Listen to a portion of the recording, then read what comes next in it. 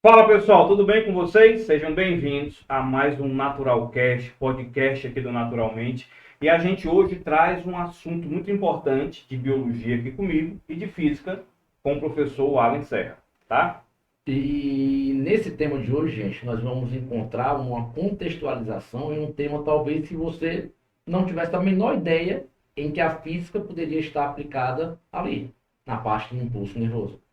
E é bem interessante, porque essa explicação eu mesmo só vim entender porque a gente que é professor, acredite, a gente tem dúvida com algumas coisas e a gente sabe de onde vem. Eu acho que é por isso que na faculdade a gente faz algumas cadeiras, eu fiz algumas de Eu tive física. ciências biológicas, eu fiz também nas cadeiras de biologia, de química, né, para poder achar uma relação em algumas coisas bem específicas em que você tem a contextualização ali bem presente. A gente precisa entender. E muitas vezes o entendimento de um assunto ele está dentro da outra disciplina, né? Que é o que a gente vai ver aqui agora. Então, o nosso assunto hoje vai ser o impulso nervoso e a propagação do impulso nervoso. A gente vai utilizar aqui a tela, vai debater esse assunto, mas de antemão a gente sabe o seguinte, que na propagação do impulso nervoso existe uma mudança de cargas na membrana do neurônio que vai acontecer, a gente sabe que tem um transporte ativo, tudo isso é muito importante. Então, vamos aqui para a tela. Vou colocar aqui para a gente ver essa tela para você entender. Então, olha só. Inicialmente, você tem aqui um neurônio que está em repouso, tá? Como é que eu sei, professor, que esse neurônio aqui está em repouso? Porque você vai ver que ele tem aqui, ó, as cargas positivas na face externa da membrana. Essas cargas positivas na face externa da membrana nada mais são do que o sódio. Muita concentração de sódio do lado de fora. E a gente tem uma concentração de potássio aqui dentro da célula. E aí começa a primeira coisa que o Alan vai já explicar, que era uma dúvida, que é uma dúvida de muitos alunos, né? A dúvida é o seguinte, como é que pode, se esses dois íons são positivos, né? Sódio Na+, potássio K+, por que aqui dentro é negativo? Né? Então essa é que é a dúvida, o Alan vai já explicar isso para a gente. Mas entenda, vamos lá, do ponto de vista biológico, o que, é que a gente tem?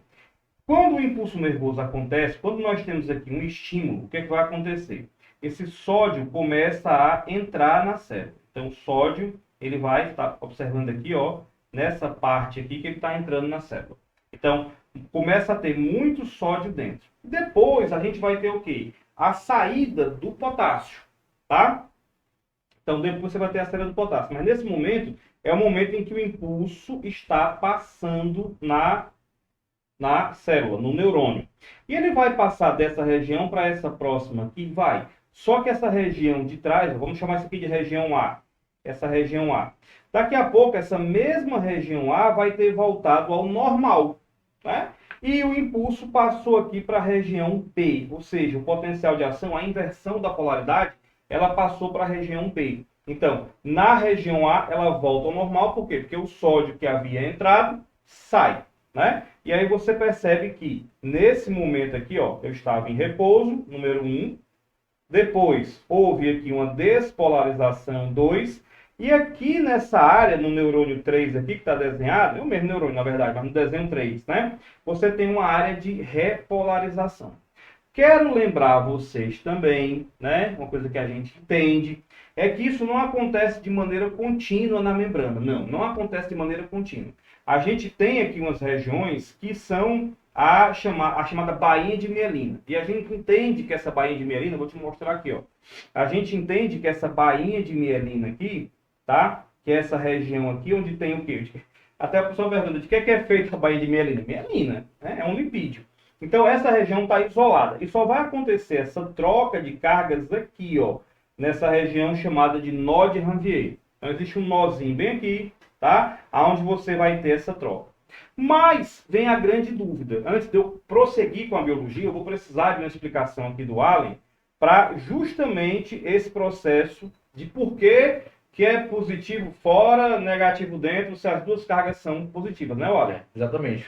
Olha só, vamos observar aqui essa figura aqui, João Paulo, tá projetado aí? Gente? Vou projetar aqui. Ó, projeta aí. Pronto. Galera, quando a gente passa a olhar a membrana do neurônio, a parte externa, sim, em que eu tenho uma concentração aqui de sódio, e a parte interna, certo? Em que eu tenho aqui, ó, a concentração de potássio.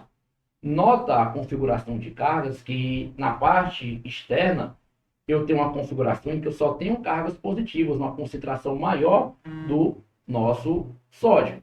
Enquanto que do outro lado eu tenho uma concentração maior que de cargas negativas. Você consegue ver que da configuração mostrada, você tem aí uma configuração com a configuração de um capacitor, em que tu tem a parte de cima positivo e a parte de baixo cargas negativas.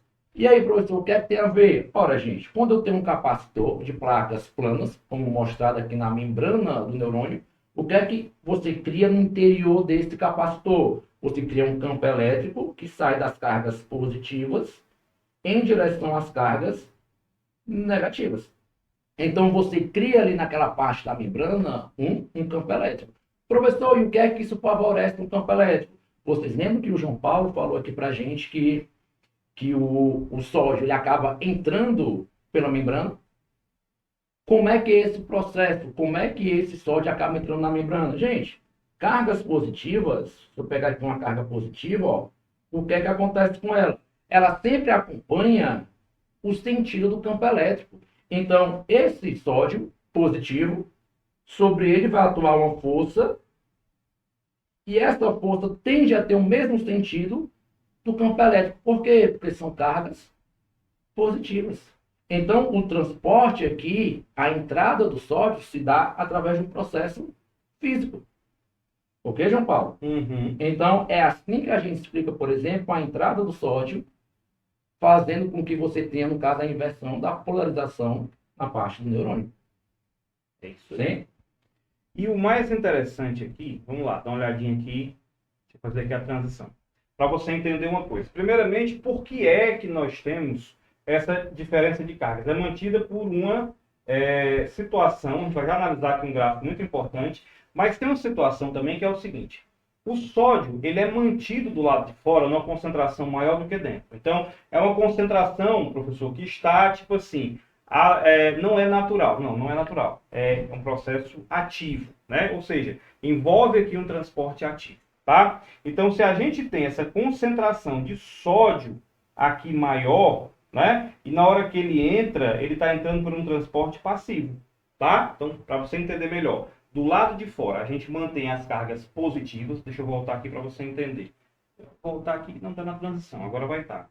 Ó, por que nós temos aqui essas cargas positivas do lado de fora? Isso aqui é mantido, essa saída do sódio, né? Ela é mantida por um transporte ativo. Então, há um gasto de energia aqui. Há muito gasto daquela nossa moléculazinha amiga chamada ATP. Tá? E aqui a gente vai ter o quê? Na hora que o sódio está entrando, ele está entrando por um transporte passivo. Ok? Ok, então a diferença é mantida dessa maneira. Só que essa diferença, gente, ela vai gerar um processo grande aqui para a gente, tamanho, que o gasto neuronal de energia é extremamente alto.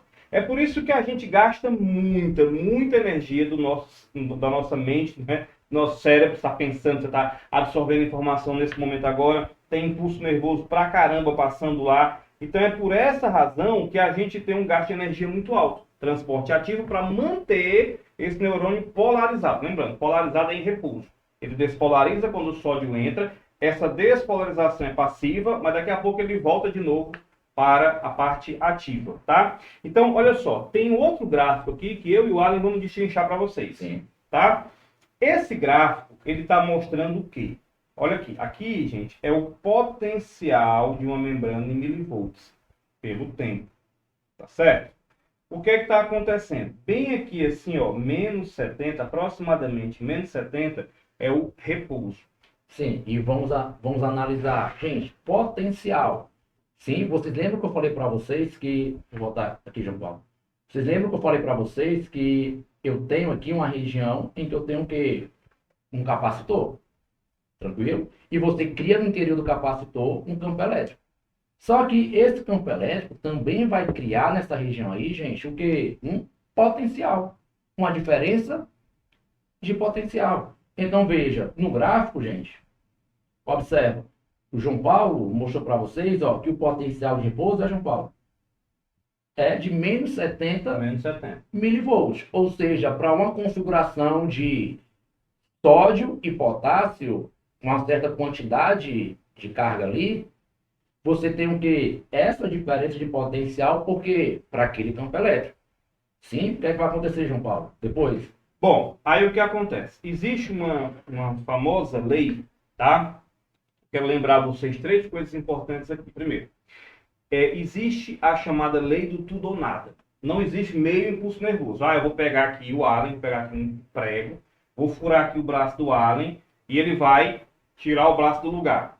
Tudo bem, isso é uma resposta nervosa. Mas eu vou furar com menos intensidade, ele vai meio que metade da força, vai tirar meio braço do lugar e não tudo. Não existe isso.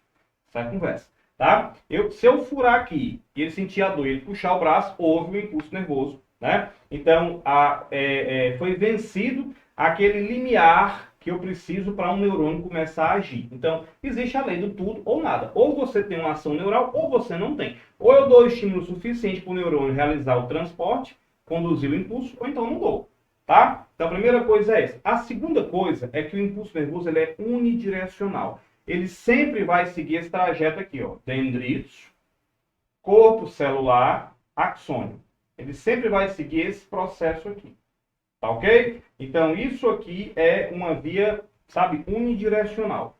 Tranquilo? E aí, a terceira coisa que eu quero que você entenda é que existe essa questão aqui desse limite, do potencial de ação, esse gráfico que é muito importante você entender para a compreensão do processo. Então, você oferece aqui um estímulo, e aí o que é que vai acontecer? Eu preciso chegar a pelo menos menos 55 milivolts. O estímulo que eu estou dando tem que fazer com que entre cargas positivas, o sódio no neurônio, até que ele se transforme, até que ele saia do menos 70 para para menos 55 milivolts. Ele tem que sair do menos 70 para o menos 55 milivolts. Aí o impulso começa a acontecer. Uma vez que ele chegou a menos 55, agora ele vai continuar subindo, até que ele vai se tornar positivo. Ele vai atingir um pico aqui em aproximadamente mais 40 milivolts. Então, ó, pum, houve o pico. Nesse momento foi o momento que você tem um máximo de sódio, não é isso? Ó? Aqui, ó, dividindo aqui com o Allen nosso estudo. Ele tem um máximo de sódio agora dentro do neurônio. Então, observa, João Paulo. Ó, então, eu começo com uma certa configuração de sódio, potássio, estável, em que eu tenho um potencial de repouso de menos 70. E então, você começa a ter a parte da propagação do impulso, certo? E vai começando a entrar o quê? O sódio, não é isso, João Paulo? Isso. Você vai alterando a configuração de cargas positivas e negativas das placas. Nessa mexida aqui, para quem está acompanhando, ó, do menos 70 para o menos 55, já aconteceu o quê? Entrada de sódio. Pronto, se entrou sódio, você teve uma alteração na configuração das placas ou das cargas das placas.